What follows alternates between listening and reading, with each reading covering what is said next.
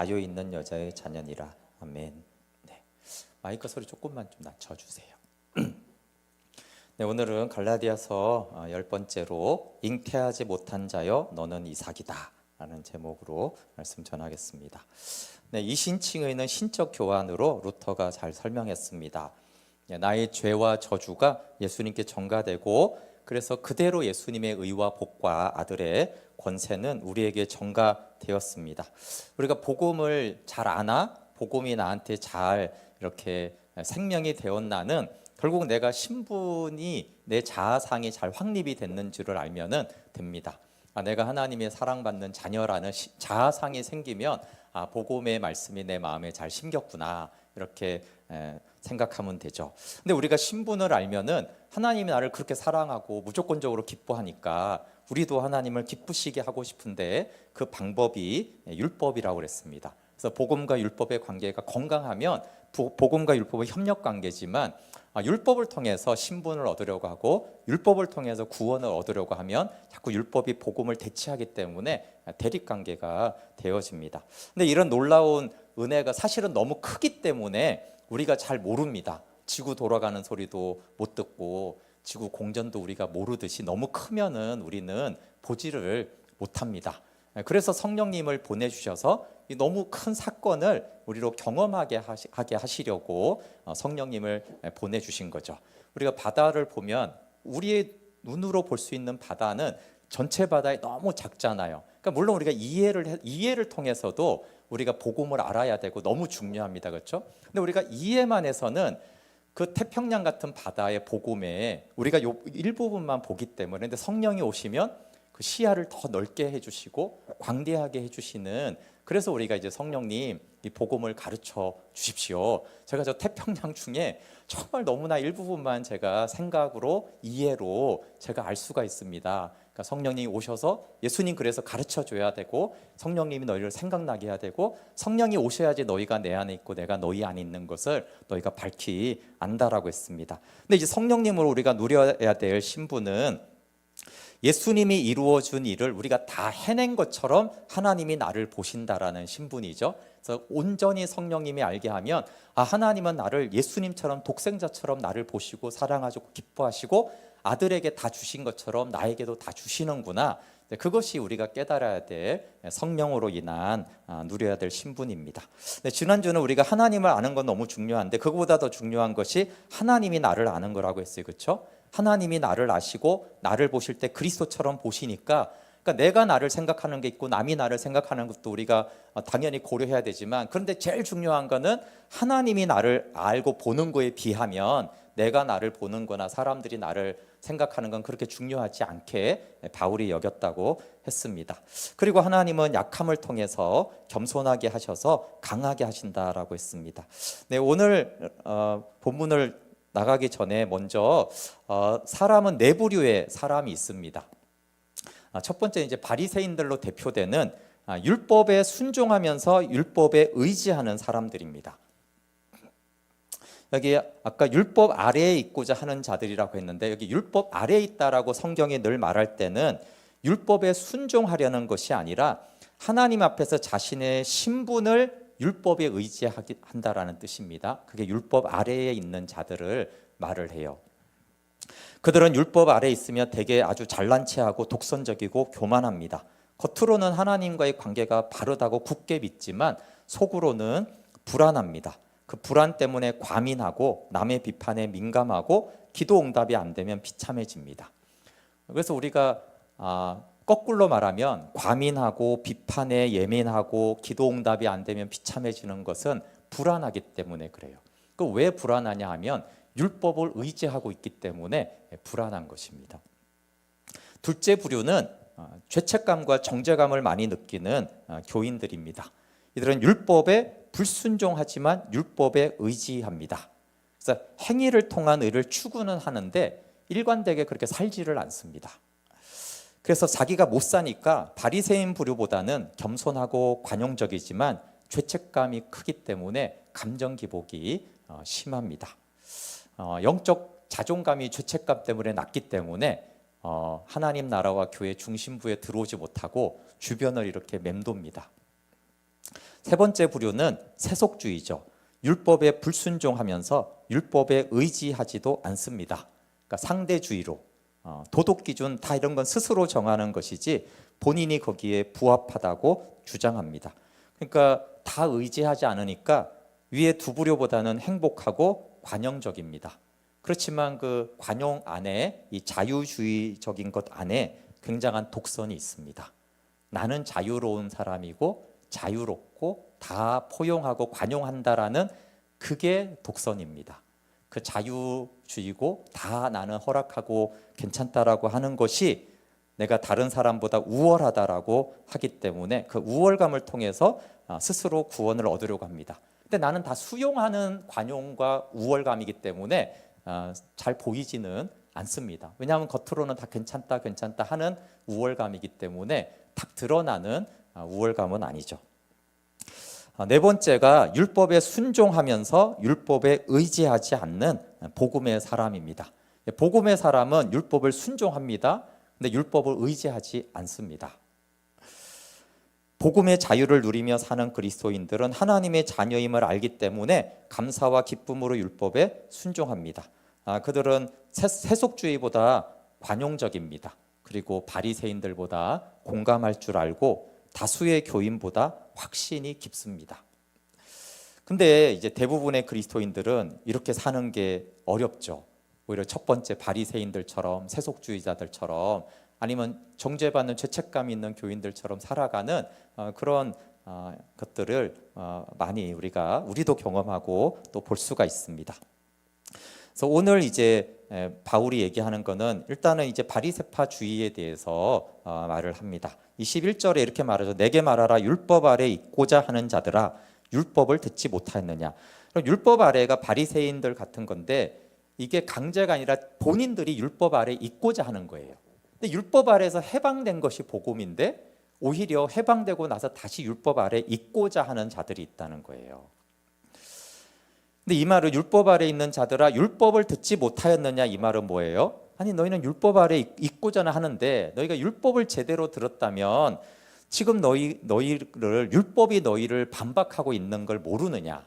그러니까 율법 아래에는 있고자 하지만 율법을 모른다 이런 말이죠. 흔히 여기서 율법은 구약 전체와 기록된 하나님의 뜻을 가리킵니다. 거짓 교사들은 분명히 이렇게 말했을 거예요. 너희가 모세의 율법을 다 지키지 않으면 아브라함의 자손이 아니다.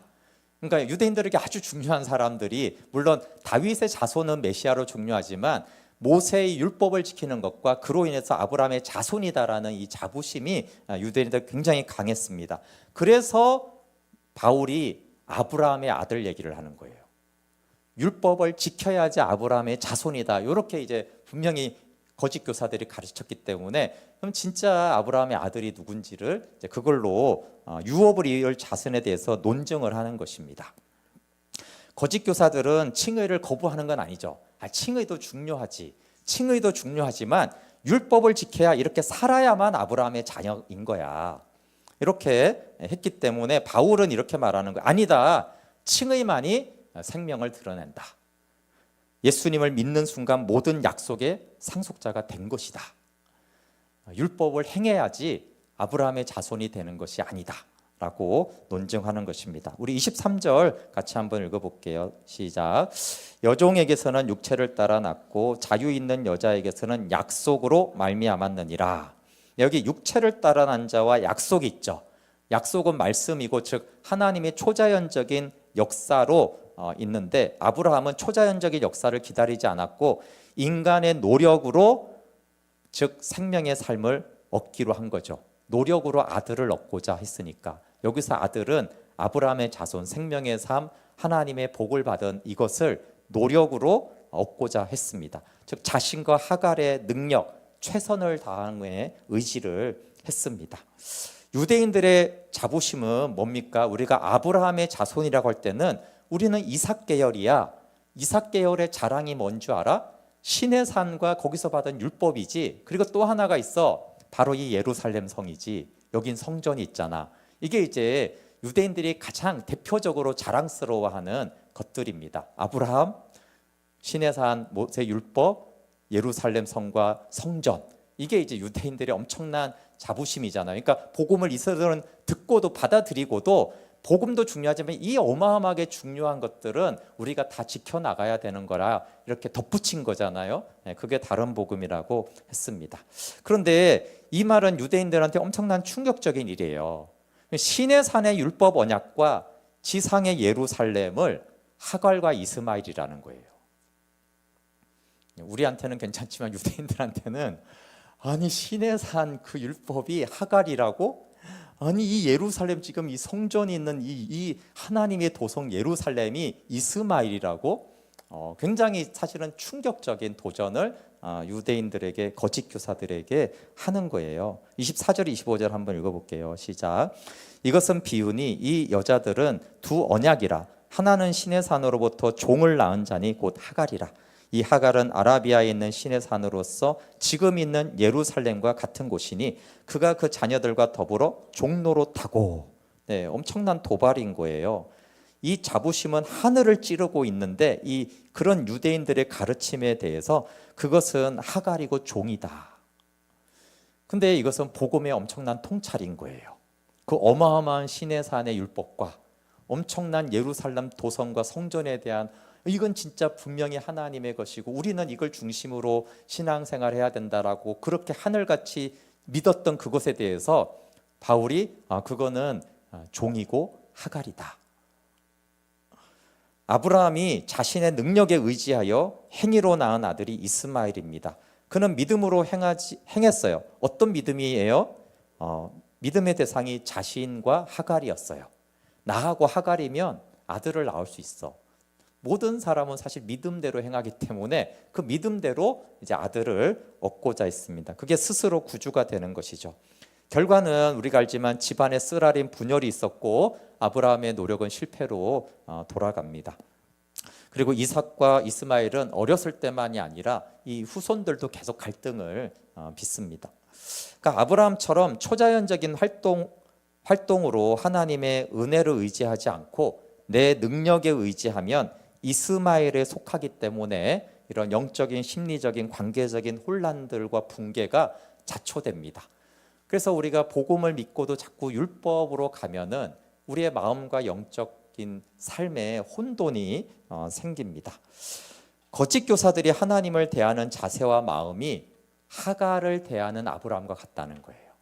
그러니까 아브라함도 이렇게 착각할 때가 있었던 거예요. 혹시 이게 아닌가? 하갈을 통해서 뭔가 하나님이 일을 하시려고 하나? 그때 그 믿음이 없어서 인간적인 생각과 인간적인 능력과 인간적인 노력으로 뭘 할 수 있다고 아브라함이 잠깐 잘못 믿었던 때가 있었는데 지금 거짓 교사들은 아브라함의 그 시절처럼 지금 대하고 있다라는 거예요. 그러니까 열매는 뭐겠어요? 열매는 이스마엘이죠. 아브라함이 하갈을 대하면서 하갈과 어떻게 내 유업을 이을 자를 내가 낳겠다라고 노력을 해서 최선을 다해서 실제로 아들이 나왔는데 그 아들은 이스마엘이었잖아요. 그러니까 그렇게 복음을 믿고 율법에 의지하는 하갈을 내가 이렇게 하는 거죠. 그렇게 내 노력으로 사실 어떤 열매가 나오는데 그것은 이스마엘이라는 열매가 나온다는 것이에요. 그래서 그들은 말씀을 친히 이루시는 하나님의 전적인 은혜보다는 자신의 능력에 의지해서 뭔가 열매를 아들을 얻고자 하는 것입니다. 복음의 비유입니다. 이삭과 이스마엘은 창세기를 역사적 그대로 하는 게 아니라 비유적으로 영적으로 해석한다라고 하면서 이스마엘은 행위로 얻으려는 구원을, 이삭은 은혜에 의지하는 구원을 대비합니다. 우리의 힘으로 이루는 은혜는 한계가 있어요. 그래서 우리 입장에서는 하나님을 위해서 하지만 그것은 하갈을 통해서 이스마엘을 낳는 결과밖에 되지 않습니다. 그래서 복음이란 스스로 의를 얻으려 애쓰지 않습니다. 여기서 초자연적인 활동이란 십자가와 부활을 말해요. 우리로서는 전혀 불가능한 십자가와 부활을 완벽하게 하나님만이 이루실 수 있는 것이잖아요. 그러니까 하나님의 그 능력과 그 은혜와 초자연적인 활동으로만 우리는 의롭게 되어지고 이삭이 탄생하고 그 이삭은 유업을 이을 자니까 생명으로 살고 하나님의 교제하고 하나님 안에 사는 삶을 다 포함하는 이거는 하나님의 말씀과 은혜로만 되어집니다. 근데 아브라함은 하나님이 상속자를 주시려면 그분의 기적적인 역사가 필요함을 이제 이삭을 통해 배웠죠. 믿음의 대상이 내 노력에서 하나님의 초자연적인 역사로 옮겨간 거예요. 아, 내가 하갈을 통해서 이렇게 하려고 했던 그 시절이 있었지만 그게 아니구나. 나보고 이루라는 것이 아니라 나보고 믿음으로 기다리라고 한 것이고, 하나님이 그때부터 하나님이 이루신다라고 믿음의 대상이 옮겨졌잖아요. 근데 이제 율법주의자들은 그렇게 안 한다는 거예요. 근데 이렇게 이제 설명을 해도 나는 아브라함처럼 믿고 있다고 또 착각하는 게 또 어려운 것입니다. 네. 자유 있는 여자는 위에 있는 예루살렘에 속하고 우리 어머니입니다. 그래서 26절에 오직 땅에 있는 예루살렘이 아니라 위에 있는 예루살렘이고, 그것은 종과 대비된 자유자고 사라가 우리 어머니다. 그러니까 위에 있는 예루살렘은 천국이죠. 계시록에 나오는. 그러니까 천국은 이미 우리 집이다, 이런 말이에요.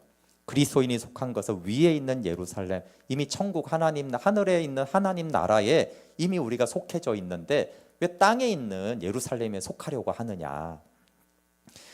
그러니까 천국에 들어가려고 우리는 노력하는 자가 아니라, 그런 자가 아브라함의 자손이 아니고 이미 천국에 들어가게 하신 은혜를 알고 감사하는 자가 아브라함의 자손이에요. 그러면서 27절에 이제 중요한 말을 합니다. 27절 같이 읽어볼게요. 시작. 기록된 바 잉태하지 못한 자여 즐거워하라. 상고를 모르는 자여 소리질러 외치라. 이는 홀로 사는 자의 자녀가 남편 있는 자의 자녀보다 많음이라 하였으니. 근데 갑자기 이제 이 말을 하는데, 또 기록된 바, 그러니까 이게 어딘지 우리는 그렇지만 이게 이사야 54장 1절인데요. 여기 같은 걸 3번을 반복해요. 잉태하지 못한 자, 상고를 모르는 자, 홀로 사는 여자. 네, 그러니까 그냥 비참한 자를 말합니다. 어떤 내 스스로 생명을 낳을 수 없는. 그러니까 사라가 아이를 낳지 못했잖아요. 경수가 다 끊어졌잖아요. 그러니까 그걸 대표로 하는, 그냥 뭔가를 이루지 못하는 비참하고 가난하고 뭔가 능력이 없는, 뭔가를 이루어내지 못하는 자들을 말합니다. 근데 잉태치 못한 자를 위한 은혜의 복음이 구약 전체를 흐른다는 거예요. 여기 54장 이사야 1절은 바벨론에 잡혀간 포로들에게 주신 말씀이에요.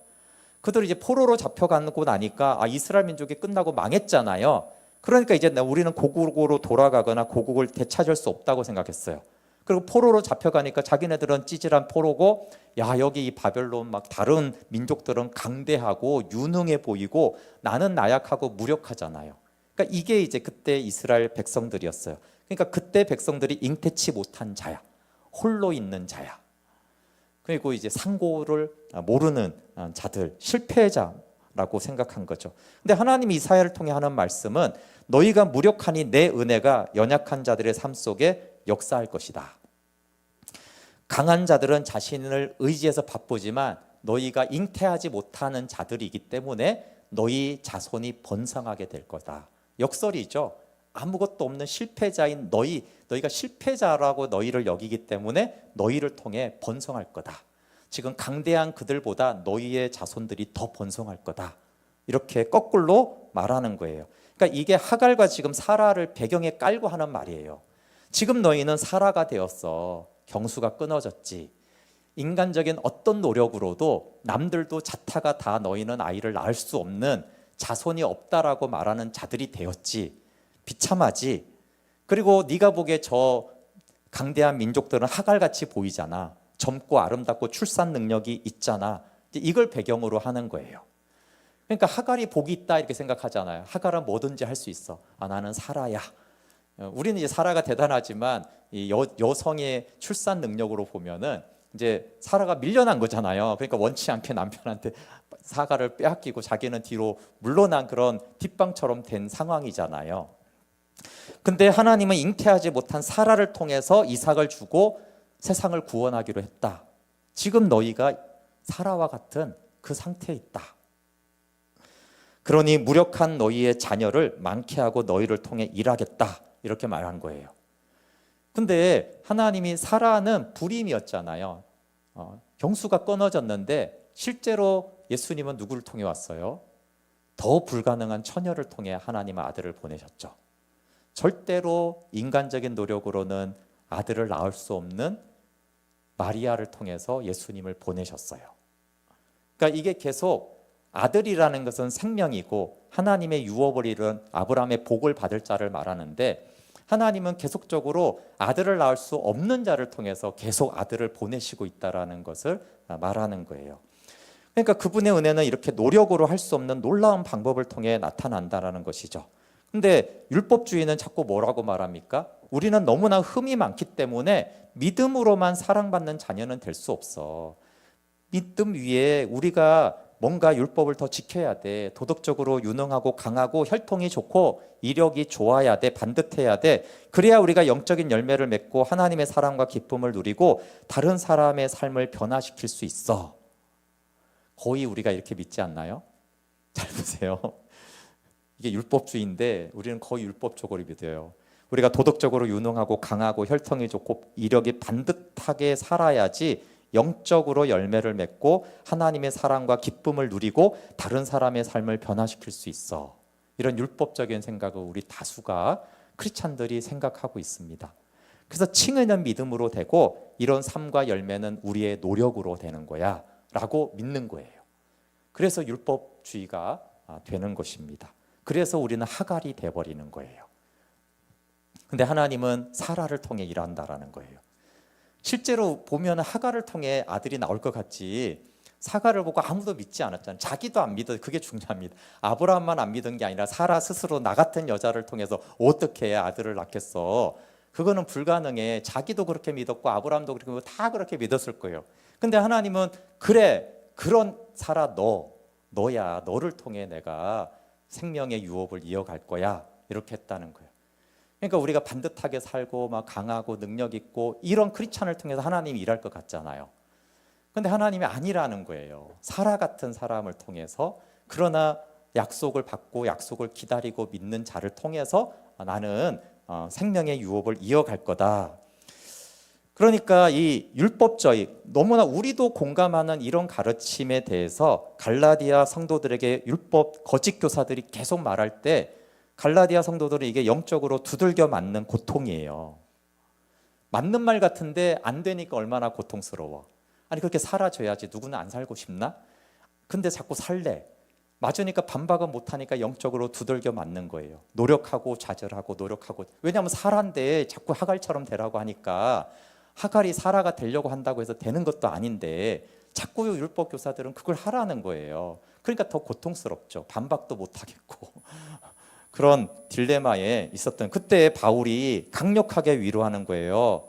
너희는 잉태하지 못하는 여자가 아니냐. 사라처럼 그때 그 바벨론 포로로 잡혀간 잉태치 못한 자들이 아니냐. 그럼 고대 잉태치 못한 여자만큼 영적 도덕적으로 소외된 사람이 없는데 바울은 그래도 상관없다는 거예요.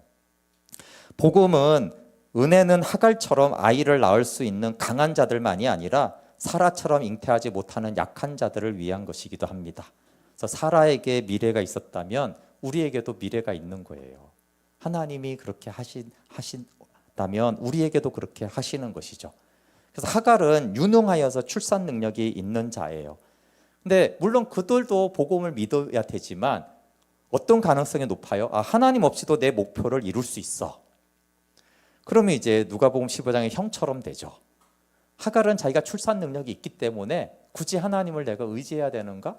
뭐 의지한다고 하면서도 속으로는 안 했겠죠. 왜? 내가 출산 능력이 있는데 나도 할 수 있어. 하나님이 하셔도 할 수 있고. 이런 상태가 되는 것입니다. 고대 아이를 낳지 못하는 여자는 스스로를 실패자와 무익한 자라고 생각했습니다. 모든 종교와 철학은 신과 구원은 선한 사람들만의 몫이라고 말합니다. 선해야지 신이 축복하고 선해야지 철학적이고 인문학적인 어떤 수준도 이룬다라고 말을 합니다. 근데 복음은, 하나님과 구원은 자신이 선하지 못함을 아는 사람들만의 몫이라고 해요. 계율을 지키는 종교는 고상하고 유능하고 도덕적이고 강한 자들의 것이지만 복음은 만민의 것입니다. 물론 하갈의 것이기도 합니다. 니고데모 같은 사람은 하갈이었잖아요. 유능했지만 그에게도 복음이 필요했습니다. 그래서 예수님은 도덕적으로 강한 자들이 도덕적 실패자와 영적 약자보다 천국에서 더 멀다고 그랬어요. 그래서 대제사장과 장로들보다는 세리와 창녀들이 먼저 하나님의 나라에 들어간다고 했습니다. 왜 그렇습니까? 이 종교적인 사람들은 자기 공로로 은총을 얻어내려고 하기 때문에 그래요. 나는 하갈이야. 그러면은 하나님의 은혜만을 바라보지 않으려고 하기 때문입니다. 자신의 가치를 스스로 얻어내려고 하는 이스마엘은 늘 굴레에 매여 있습니다. 근데 은혜의 복음은 그러면 사라에게만 필요한 거 아닙니다. 모든 사람에게 필요합니다. 그렇죠? 가장 종교적인 사람부터 니고데모와 같은 공회원이고 이스라엘 관원이고 율법을 다 지키는, 또 사도 바울처럼 율법으로 흠이 없었던, 사도 바울이 사실은 가장 종교적인 바리새인 중에 바리새인이었잖아요. 근데 바울과 니고데모 같은 사람에게도 복음이 필요하고, 또 세리와 창녀 같은, 삭개오 같은 세리장에게도 은혜의 복음이 필요합니다. 그래서 어떤 대상이 더 그런 것이 아닌 것이죠. 은혜의 복음을 믿는 자는 이삭이며 참 자유를 줍니다. 28절 같이 읽어볼게요. 시작. 형제들아 너희는 이삭과 같은 약속의 자녀라. 네. 그래서 이 두 개를 제가 합쳐서 설교 제목을 전했는데, 27절에는 너희는 누구예요? 잉태치 못한 자야. 근데 잉태치 못한 자가 복음을 믿으니 누구예요? 너희가 이삭이야. 잉태치 못한 자가 복음을 믿을 때 너희가 이삭이지. 그래서 이삭은 누가 되냐면 잉태치 못한 자, 내 스스로 아무것도 할 수 없는 전적으로 무력한 자가, 무능한 자가 하나님이 주시는 은혜를 받아들일 때 이삭이 되는 거예요. 그래서 잉태치 못한 자가 이삭과 같은 약속의 자녀다라고 합니다. 네, 이삭이 이제 이스마엘에게 박해를 받죠. 29절 같이 읽어볼게요. 시작. 그러나 그때 육체를 따라 난 자가 성령을 따라 난 자를 박해한 것 같이 이제도 그러하도다. 네, 이제 이스마엘은 이 율법주의로 하갈이죠. 내 힘으로 뭔가를 더 해야지 뭔가 아들을 낳을 수 있고 하나님께 영광을 돌리고 하나님이 일하는 어떤 아들을 낳을 수 있다라는 이 이스마엘이 이삭, 잉태치 못한, 나는 아무것도 못하는데 오직 하나님의 은혜와 말씀으로 이루어지는 구원을 믿는 이삭을 박해합니다. 이거는 성경 내내 그래요. 이스마엘은 종교 지도자들이었잖아요. 그들이 예수님을 박해하잖아요. 정죄하고, 또 여기 갈라디아 교회는 거짓 교사들이 은혜를 누리던 갈라디아 성도들을 영적으로 박해하고 있는 거예요. 그래서 너희가 율법을 지켜서 하나님을 더 기쁘시게 하라는 것이 그게 박해예요. 계속, 왜냐하면 영적으로 두들겨 패는 거거든요. 그리고 이제 제가 이제 로더십에서 주로 말한 거는 내 안에도 이스마엘과 이삭이 있다고 그랬잖아요, 그렇죠? 그건 내 안에 있는 이스마엘이 내 안에 있는 이삭을 또 박해를 하고, 그것이 로마서 7장으로 표현됩니다. 그래서 종교적인 사람은 하나님 앞에서 신분과 사랑받음을 확신하지 못해서 불안합니다. 그래서 우리가 남을 향하든 나를 향하든 그 모든 증상, 나쁜 증상들은 하나님의 사랑 안에서 그걸 확신하지 못하는 불안 때문에 우리가 나를 향해서도 남을 향해서도 적대적입니다. 근데 칭의, 하나님의 전적인 은혜를 받는 사람은 그렇게 하지 않죠. 근데 이제 불안한 사람들은 칭의를 믿는 사람도 박해합니다. 그렇게 믿으면 안 돼. 또 괜히 막 간섭을 해가지고 하나님의 은혜로 다 되는데 아니야 가서 막 박해하고 막 뭐라고 합니다. 존 스토터도 이렇게 말했습니다. 오늘날 복음주의 신앙의 가장 큰 적은 비신자가 아니라 교회, 기성체제, 고위, 성직자들이다. 이삭은 언제나 이스마엘에게 조롱과 박해를 당한다. 교회 안에 이 이스마엘이 자꾸 이삭을 박해하고 그렇게 믿으면 안 돼라고 해서 오히려 복음을, 은혜를 믿는 사람들을 자꾸 율법주의로 옮겨가는 이것이 비신자보다도 더 복음과 복음주의와 교회를 어렵게 한다는 거예요. 네.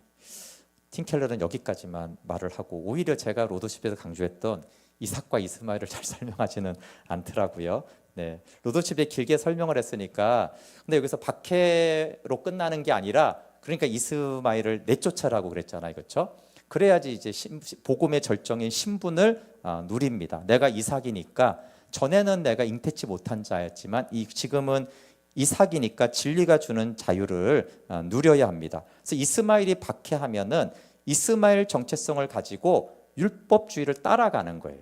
그러니까 지금 갈라디아 성도들이 원래 이삭인데 바울에게 복음을 듣고 이삭인데 계속 이스마엘들이 와가지고 하니까 이스마엘화 돼가고 있잖아요. 그렇죠? 그러니까 내 안에 이스마엘도 내쫓아야 되고 교회 안에 그런 거짓 교사 이스마엘이 들어와서 자꾸 율법 지켜야 돼 이렇게 하면은 사실은 그 거짓 교사들이 이스마엘을 내쫓아야지 다시 갈라디아 교회가 이삭이 되는 거잖아요. 그래서 율법주의의 특징은 계속 율법적 노력과 헌신을 요구합니다. 그러면서 비판하고 불화를 일으키죠. 아까 말 계속 불안하고 내면이 약해서 그렇습니다. 그래서 내면이 약한 사람들은 자기를 못 봅니다. 그래서 자꾸 남을 보고 남을 판단합니다. 그래서 나는 은혜의 복음으로 거듭난 이삭입니다. 이삭의 소속은 아까 말한 대로 하늘에 있는 예루살렘이라고 그랬어요. 이미 하늘의 천국이죠. 그리고 이게 자유자고 우리 어머니다고 했으니까 자유자가 우리 어머니예요. 그러니까 자유의 아들이라는 것은 진리를 알지니 진리가 너희를 자유케 하리라는 그걸 말하는 거죠. 복음이 그대로 우리가 은혜로 주어진 사람은 진리는 자유를 주는 것인데 거짓 교사들은 자유가 아니라 자꾸 올가매려고 했습니다. 정죄는 우리를 가두고 묶고 진리는 자유를 줍니다. 로마서 8장도 그랬다고 그랬죠. 죄와 사망의 법에서 해방하였다라는 것은 죄와 사망의 법이 율법인데 율법은 자꾸 정죄합니다. 그래서 결코 정죄함이 없다라는 말을 하는 거예요. 그래서 율법 아래 있으면 정죄당하고 속박되지만 성령의 법, 생명을 주는 성령의 법은 여기서 우리를 해방해서 자유를 줍니다. 아까 그 자유는 뭐라고요? 방임의 자유가 아니라 하나님의 나를 그리스도처럼 사랑하시고 나를 기뻐하시고 나를 받아줬다라는, 그래서 하나님께 잘 보여야 되고 내가 하나님께 받아들여져야 되고 그러는 부담이 없는 자유함이 있다라는 거예요. 그런 노력을 하지 않아도 되고 정죄받기 때문에 내가 어떻게 하나님을 만날까 이런 정죄함으로부터의 자유를, 그게 자유자니 우리 어머니다 이런 뜻이죠. 30절 31절 같이 읽어볼게요. 시작. 그러나 성경이 무엇을 말하느냐? 여종과 그 아들을 내쫓으라. 여종의 아들이 자유 있는 여자의 아들과 더불어 유업을 얻지 못하리라 하였느니라. 그런즉 형제들아 우리는 여종의 자녀가 아니요 자유 있는 여자의 자녀니라. 아멘. 이것도 계속 강조하죠. 한 번 이삭이라고 했으면 끝나지 않고 계속 말을 해요. 이스마엘과 이삭의 갈등 문제가 있기 때문에 너희는 이스마엘을 내쫓아야 된다. 이스마엘과 이삭을 동시에 아들로 두면 이삭이 박해를 받아요. 그렇죠? 그러니까 이삭의 자유를 누릴 수가 없죠. 이스마엘을 그대로 내두면. 그래서 상속자와 참된 나는 이삭이기 때문에 이스마엘, 이런 율법주의, 에고의 주장을 내쫓아라. 제가 이스마엘도 하나님 돌보아 준다고 그랬어요. 그래서 어쨌든 이스마엘을 내쫓는 거, 그리고 나는 이삭이라는 것을 아는 거. 그래서 이삭과 이스마엘이 나중에는 아브라함의 장례를 치릅니다. 제가 그걸 보고 일단은 같이 있으면 싸워요. 이스마엘을 쫓아내야 돼. 그럼 세월이 지난 어느 날 다시 둘이 조화를 이루게 하는구나. 그러니까 영적인 삶이 우리가 나는 에고 같아. 나는 영적인 거듭나고 했는데 아니야 난 옛사람 같아. 그러니까 이제 옛사람을 내쫓으면, 이스마엘을 내쫓으면 난 영이야. 그럼 세월이 지나면 어떻게 돼요? 성숙하면 이삭과 이스마엘이 다시 아브라함의 장례를 치르면서 이게 싸우지도 않고 박해도 하지 않고 분리해서 떨어지고 남남도 아니고 이렇게 성숙하다라는 것은 결국은 이삭과 이스마엘이 모두 다 제 위치로 들어가서 사실 우리의 에고도 우리의 역할을 제대로 하는 것이고 이삭은 이삭대로 하나님의 유업을 잃고 그렇게 이렇게 가는구나. 근데 이제 중간에 과도기에는 이스마엘을 내쫓아야지, 그렇죠? 그런 사건이 있어야지 세월이 지난 후에 다시 이스마엘을 만나서, 그때는 이스마엘이 박해 안 하고 또 이삭이 박해한다고 박해를 당할 이삭도 아닌 것이죠. 내 속사람이 능력으로 강건해지면 이스마엘에게 이제 박해도 당하지 않게 됩니다. 그래서 영에 속한 마음과 몸의 삶이 되어집니다. 그래서 오늘 잉태치 못한 자야. 우리가 잉태하지 못하다라는 것이 복음 안에서는 은혜입니다. 내가 살아라는 것이, 그렇죠? 열국의 어머니지만 열국의 어머니라고 해놓고는 자식을 절대 낳을 수 없는 이 딜레마. 아니 하나님이 주신 이 은혜와 신분은 엄청난데 나는 그런 열매를 아들을 낳을 수 없는데라는 이 딜레마 속에서 오히려 바울은 그들이 즐거워할 거다. 바로 그 자가 즐거워하는 자다. 열국의 어머니라는 신분은 받았지만 경수가 끊어져서 아무도 나 스스로도 나는 아들을 낳을 수 없을까라고 실패하고 낙심한 아무것도 스스로 할 수 없는 그 자가 바로 즐거워하고 기뻐하고 그 자를 통해서 자손들이 번성하게 될 것이다. 그렇게 말씀하는 거죠. 그래서 내가 잉태하지 못하는 자구나. 하나님이 나를 향한 하나님 자녀된 은혜는 너무 큰데 내 스스로 아무것도 할 수 없구나.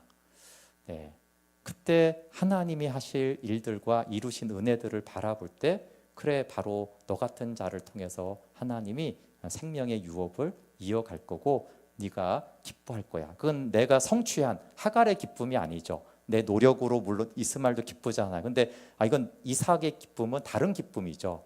그냥 전적인 하나님이 이루어 줌으로 인해서 네가 기뻐할 거다. 그것이 잉태치 못한 자야 기뻐하라.